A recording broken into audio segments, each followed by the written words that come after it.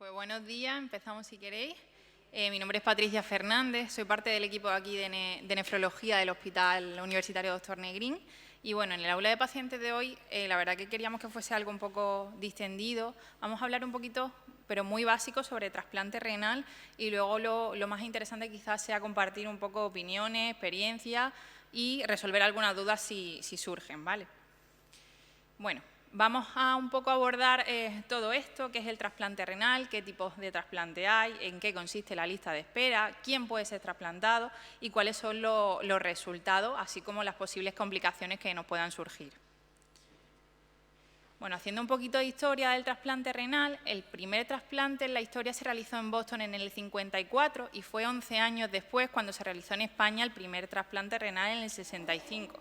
Es decir, llevamos ya años trasplantando. España, dentro del panorama, pues está prácticamente líder durante todos los años en posición en cuanto a realización de trasplantes renales. El último año solo está seguido de Estados Unidos, que sí que ha realizado por millón algún trasplante renal más, pero, por ejemplo, encabeza la lista en Europa. Lo que vemos aquí, un poquito datos. Esto es de 2022, pero sí, echamos un vistazo atrás en el último año, sí que Estados Unidos, número de trasplantes por millón de pacientes, sí que ha encabezado un poquito más la lista, pero en cuanto al panorama europeo, pues sí que lo lideramos. Esto es un poco los números de los últimos años en cuanto a números absolutos y, como digo, trasplantes por millón, ¿no? El año pasado se realizaron en total 4.049 trasplantes renales, que son considerables, la verdad. 3.690 se realizaron en el 2023 y 3.400 en 2022. Vemos una importante caída en el año 2020, el año de la pandemia, que posteriormente hemos ido recuperando y actualmente tenemos cifras de trasplantes superiores a las que teníamos previamente a la pandemia. En cuanto al desglose por comunidades, pues bueno, la comunidad que más trasplanta es Cataluña, seguida muy de cerca Andalucía, y luego pues estamos nosotros por ahí. El año pasado se realizaron 207 trasplantes renales en nuestra comunidad, que es una cifra también pues, muy a tener en cuenta. Y bueno, vamos a centrarnos un poquito en el trasplante renal en sí, en definir qué es un trasplante renal. Bueno, pues el tratamiento de elección que tenemos para los pacientes que tienen insuficiencia renal crónica terminal ya, debido a que nos ofrece una mayor supervivencia y una mayor calidad de vida para los pacientes que se trasplantan. Lo que consiste básicamente es colocar un riñón sano que ya no ejerce su función, o sea, perdón, que ejerce la función que no ejerce el riñón enfermo del paciente que tiene una función deficitaria, ¿no? Entonces, ¿qué tipo de riñones podemos trasplantar o qué tipo de donantes podemos tener? Pues podemos tener un trasplante de un donante cadáver que puede estar en muerte encefálica, es decir, que cerebralmente decimos que está muerto, que no tiene funciones superiores, pero sus órganos vitales y su corazón siguen latiendo y, por tanto, perfundiendo ese órgano. Y, por otro lado, tenemos el trasplante de donante cadáver en asistolia, que es aquel donante, al que ya se le ha parado el corazón y necesitamos de una máquina que, digamos, promueva flujo a ese riñón para que ese riñón se siga perfundiendo durante determinadas horas hasta que se realice el acto quirúrgico. Y, por otro lado, tenemos el trasplante de donante vivo, que esto puede ser un donante emparentado con el receptor, un donante que no esté emparentado genéticamente o que se hagan un trasplante, como decimos, de donante vivo cruzado o intercambiado por pareja, ¿vale? Que sería, por ejemplo, yo tengo un primo que me quiere donar un riñón y hay otro paciente que tiene un amigo que le quiere donar un riñón, pero no somos compatibles, y lo que hacemos es que en el mismo momento yo recibo el trasplante del amigo del otro paciente y mi primo le dona al otro señor. En cuanto a las tasas de trasplante de donante vivo en España, pues bueno, la verdad que llevábamos buen ritmo, pero el año pasado hubo un ligero descenso del número de cifras de donantes vivos. En 2023 se realizaron 435 trasplantes de donantes vivos y el año pasado pues, esa cifra cayó un poquito hasta 398 y constituye en torno al 10% total de los trasplantes que se hacen anualmente en España, que esto tenemos que seguir mejorándolo. En cuanto a la distribución de los donantes por edades, aquí tenemos pues, un subanálisis por grupo y vemos que como los receptores han aumentado la edad, pues así también ha pasado con los donantes, ¿no? Actualmente pues tenemos en torno a un 57% de donantes que son mayores de 60 años y en torno a un 29-30% que son mayores de 70 años, es decir, son donantes mayores, pero obviamente todos se tienen en cuenta antes de realizar el trasplante. Es decir, nosotros nos cercioramos de que son órganos óptimos para que se lleguen a trasplantar. Un segundito las preguntas al final, perdone, que es que nos están viendo online y no nos escuchan sino. Entonces, ¿quién puede ser trasplantado? ¿Y qué contraindicaciones tenemos para el trasplante? Pues bueno, el trasplante generalmente está indicado en pacientes que tienen insuficiencia renal crónica que sea terminal y ya estén en diálisis o bien en hemodiálisis o diálisis peritoneal, eso da igual, o que estén en un programa de prediálisis con un filtrado o un aclaramiento de creatinina que esté por debajo de 15 mililitros minuto, ¿vale? ¿Qué contraindicaciones tenemos para la realización de un trasplante renal? Pues bueno, históricamente ha habido una serie de contraindicaciones absolutas y algunas que son relativas, es decir, que somos un poquito más flexibles. Las absolutas pues, serían tener un proceso tumoral, una neoplasia activa, un cáncer activo, una infección que se esté replicando que sea activa, una afectación orgánica grave que esté condicionando en cierto modo la calidad de vida del paciente, como puede ser una cardiopatía muy severa, un EPOC, una hepatopatía, afectación hepática, que el paciente tenga una expectativa de vida inferior a los 2 años, porque entonces no va a tener mucho sentido que trasplantemos al paciente, que tenga una enfermedad psiquiátrica que esté descompensada y no tenga pues, un adecuado control, o que el paciente tenga un consumo activo de drogas o alcohol. Un poco más relativa son la obesidad mórbida. Primero preferimos por las complicaciones que sabemos que suelen tener los pacientes muy obesos mórbidos postquirúrgicas que pierdan un poco de peso y posteriormente podrían entrar en la lista de espera. Que sean pacientes que tengan mucho incumplimiento terapéutico porque como ya sabemos somos muy estrictos con el tema del tratamiento inmunosupresor posterior al trasplante, que tengan un antecedente de cáncer pero que estén en remisión, también podrían entrar en lista de espera. Aquellos pacientes que tengan mucha afectación vascular, es decir, venas y arterias dañadas severamente, habría que ver junto con los urólogos, que son los cirujanos que hacen el trasplante, si hay posibilidad de hacer la anastomosis que decimos nosotros, es decir, el empate entre las venas y las arterias propias del donante y el receptor. Como siempre, la edad no es una contraindicación, ¿vale? Pero siempre hay que ver la calidad de vida que tiene el paciente. Es decir, no es lo mismo tener 65 años y estar todo el día tumbado en una cama sin movernos que tener 85 y estar haciendo senderismo. Pues cada paciente es un mundo, ¿no? Y, pues como digo, esas enfermedades, como hemos dicho antes, cardiopatías severas, EPOC, hepatopatías, pero que veamos que pueden ser potencialmente corregibles. Eso no sería una contraindicación para entrar en trasplante.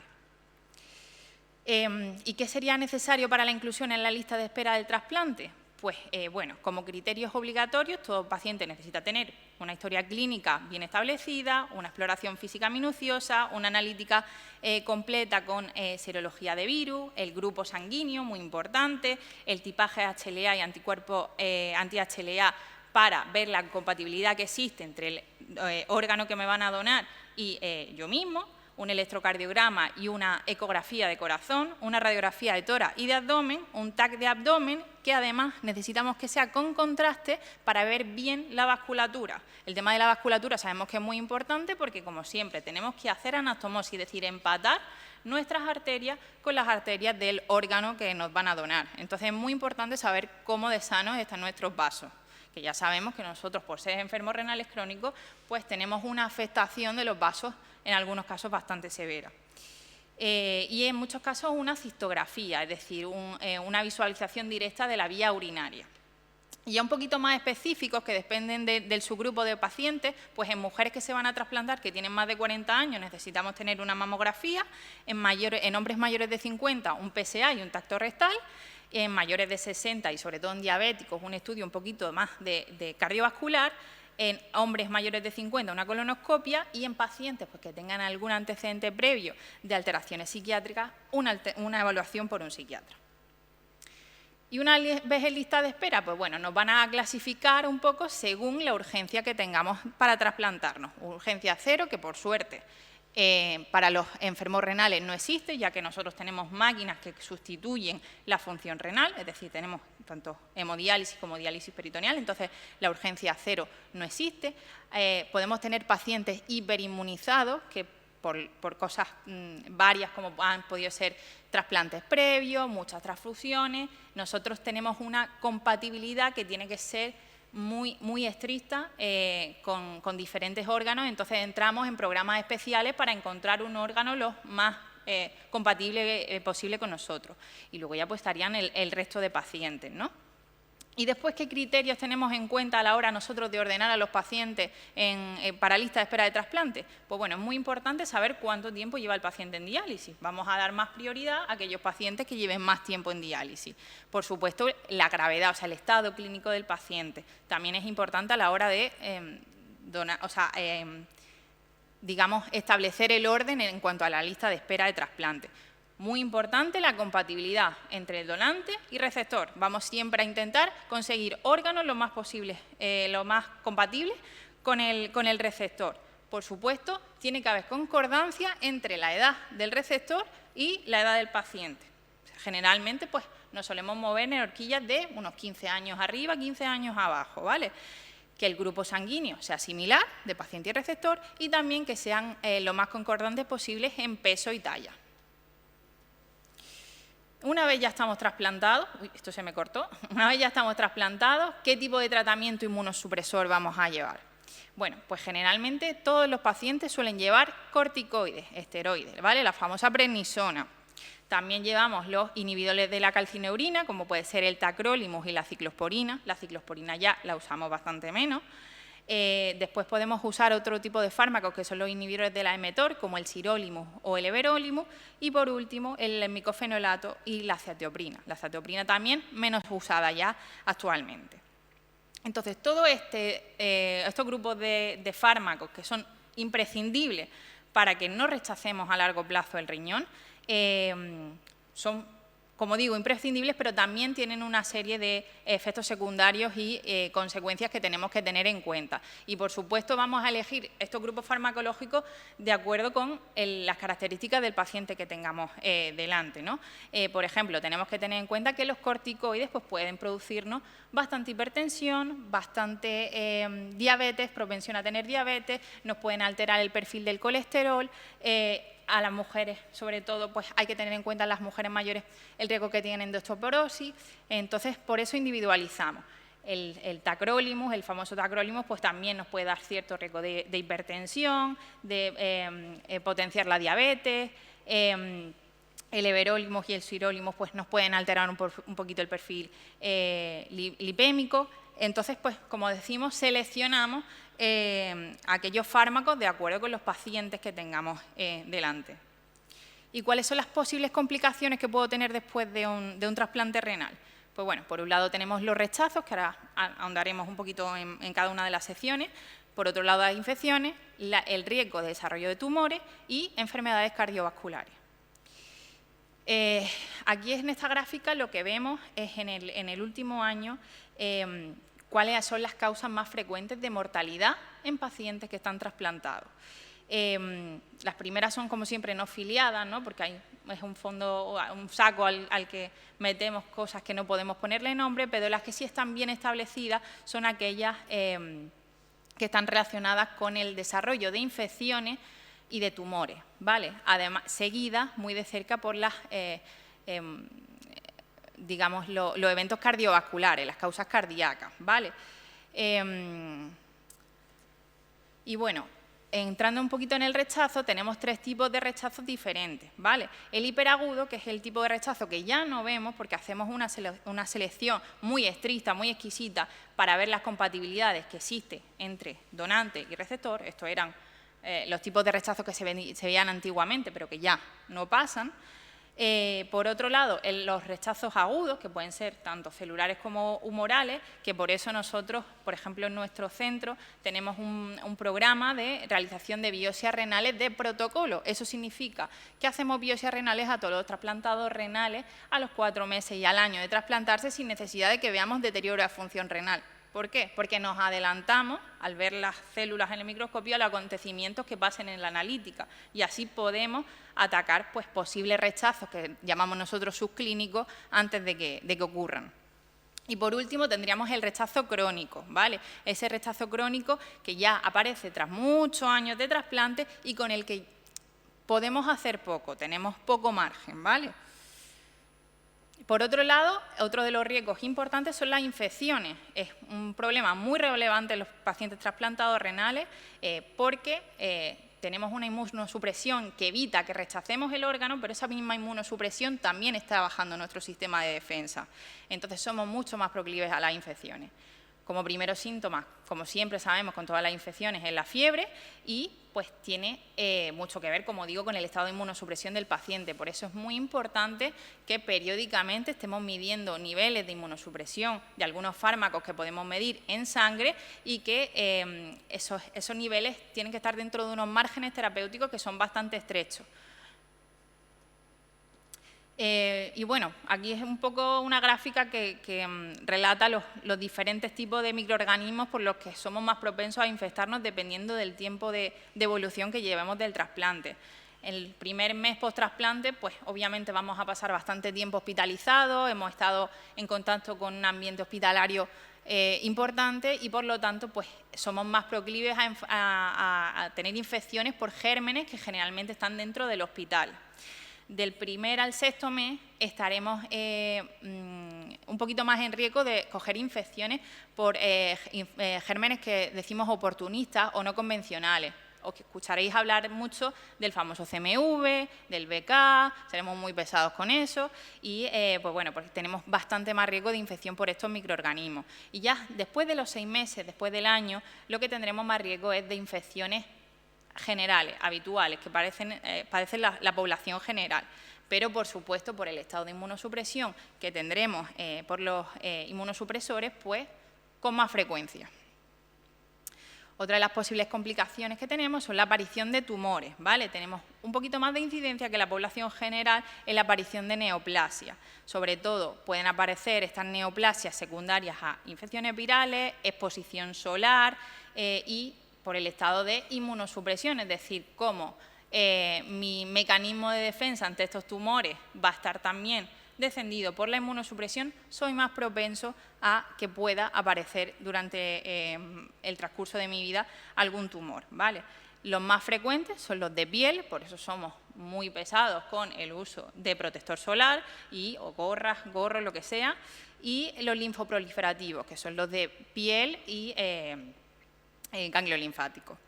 Entonces, bueno, pues generalmente tenemos un cribado periódico en los pacientes trasplantados renales para evitar o detectar a tiempo este tipo de aparición de tumores.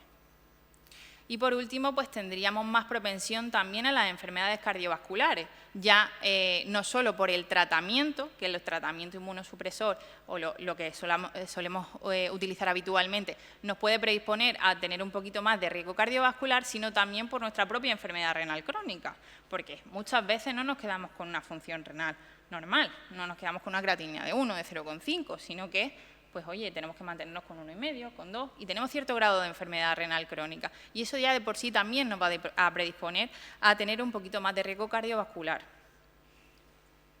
Entonces, el objetivo nuestro siempre va a ser tener un equilibrio entre que no rechacemos el órgano en cuanto a la inmunosupresión, no rechazar el órgano, pero cause el mínimo estado de inmunosupresión para así de infecciones oportunistas, de enfermedades, etc. ¿Vale?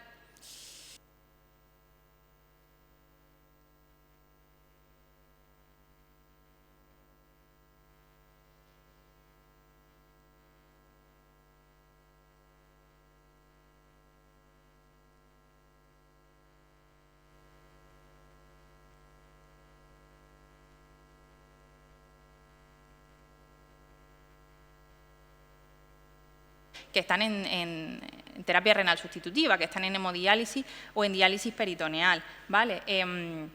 Vemos, por ejemplo, que los pacientes en diálisis peritoneal pues, tienen una incidencia mayor de muerte por causa cardiovascular, también por infartos de miocardio, que pues, en el caso de los trasplantados disminuye bastante. Y en los pacientes, por ejemplo, en hemodiálisis, pues también tenemos bastante carga de causas cardiológicas. Y en cuanto, pues aquí tenemos una gráfica que nos habla de porcentajes de mortalidad en distintos grupos de pacientes, ¿no? La gráfica superior corresponde a la mortalidad de los pacientes en hemodiálisis, que vemos que en el 2023 estaba en torno a un 13,3%. La azul corresponde a los pacientes en diálisis peritoneal, que vemos que está en torno a un 8,6%, y después en verde están los pacientes trasplantados renales, que tienen una tasa de mortalidad en torno al 2,6% anual. ¿Vale? O sea que vemos que en pacientes trasplantados disminuye la mortalidad de 2 a 11 veces con respecto a hemodiálisis y de 1,5 o a 3 veces con respecto a la diálisis peritoneal. Entonces, como mensajes para llevar a casa, y ahora debatimos lo que queráis y tenemos todas las preguntas. Ha habido un aumento sostenido del número de trasplantes desde el repunte del COVID, que el objetivo es que esto siga aumentando. Se necesita una adecuada evaluación y selección de donantes y receptor que pueda contribuir a mejorar los resultados en el trasplante en cuanto a términos de supervivencia. También es importante reseñar que más de la mitad de los pacientes con enfermedad renal terminal están trasplantados, y esto debe seguir aumentando, insisto, porque es el objetivo. Y los trasplantes renales de vivo se han conseguido estabilizarse, pero deben ser favorecidos debido a sus buenos resultados y que los pacientes evitan la lista de espera y, por lo tanto, la entrada en diálisis. La mortalidad, tanto de origen infeccioso como tumoral, constituye la principal causa de mortalidad en pacientes trasplantados renales, y la mortalidad general es inferior en el trasplante renal con respecto a pacientes en diálisis, independientemente de cuál sea de ellas. Y actualmente, como digo e insisto, es el tratamiento de elección en enfermos con insuficiencia renal terminal. Y, pues bueno, eso sería todo. Ahora, si queremos, tenemos aquí un par de compañeras.